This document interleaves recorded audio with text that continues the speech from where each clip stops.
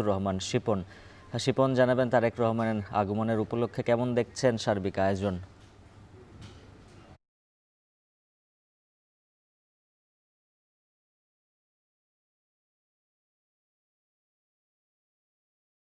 জানেন যে ফরিদপুরে কিন্তু এই প্রথমবারের মতো বিএনপির বর্তমান যিনি চেয়ারম্যান জনাব তারেক রহমান কিন্তু নির্বাচনী একটি জনসভা বক্তব্য রাখবেন। তিনি ফরিদপুর সরকারি রাজেন্দ্র কলেজ মাঠে কিন্তু এই বক্তৃতা করবেন এবং দলীয় নেতাকর্মী পাশাপাশি আগামী দিনের যে 12 ফেব্রুয়ারি নির্বাচন, সেই নির্বাচনে কিন্তু তিনি ধানের শীষ প্রতীকে ভোট চাইবেন, এমনটি আমরা দলীয় সূত্রে জানতে পেরেছি। আপনাকে বলে রাখতে চাই যে সকাল থেকেই কিন্তু এই রাজেন্দ্র কলেজের মাঠ সহ সারা শহরেই কিন্তু বিভিন্ন রকমের সাজসজ্জা শুরু হয়েছে এবং রাজেন্দ্র কলেজের মাঠে কিন্তু বিএনপি কেন্দ্রীয় সহ সাংগঠনিক সম্পাদক খন্দকার মাসুদ হোসেনের নেতৃত্বে একাধিক টিম কিন্তু এখানে পরিদর্শন করেছে এবং যে কাজ চলছে সেই কাজের সর্বশেষ পরিস্থিতি তারা জানার চেষ্টা করছে। আমি কথা বলেছিলাম ফরিদপুর জেলা বিএনপির সভাপতি আহ্বায়ক যিনি আছেন অ্যাডভোকেট মোদারেস আলী ইসা।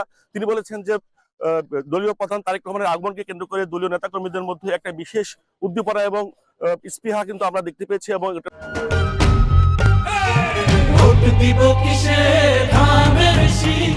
রব তৈরি হয়েছে এবং নেতা যখন ফরিদপুরে আসবেন তার কাছে যেমন এলাকাবাসীর নানা রকম প্রত্যাশা আছে, সেরকম দলীয় কর্মকাণ্ডের নিয়েও কিন্তু তিনি আমাদের দিক নির্দেশনা দেবেন। আগামী দিনের ইলেকশন বা আগামী দিনের ভোটের বিষয়ে কথা বলবেন। আমি কথা বলেছিলাম ফরিদপুরের যিনি সহ সাংগঠনিক সম্পাদক দায়িত্ব রয়েছে ফরিদপুর বিভাগের খন্দকার মাসুদ জামানের সঙ্গে। তিনি বলেছেন যে তারেক রহমানের আগমনকে কেন্দ্র করে নিরাপত্তার যে ব্যবস্থা রয়েছে, তারেক রহমানের নিরাপত্তা নিজস্ব নিরাপত্তার টিম রয়েছে, সেই টিমের পাশাপাশি এই ফরিদপুর জেলার যুবদল ছাত্রদল নেতৃবৃন্দ দ্বারাও কিন্তু একটি শক্ত টিম গঠন করেছে তার নিরাপত্তা এবং তার আগমনকে কেন্দ্র করে।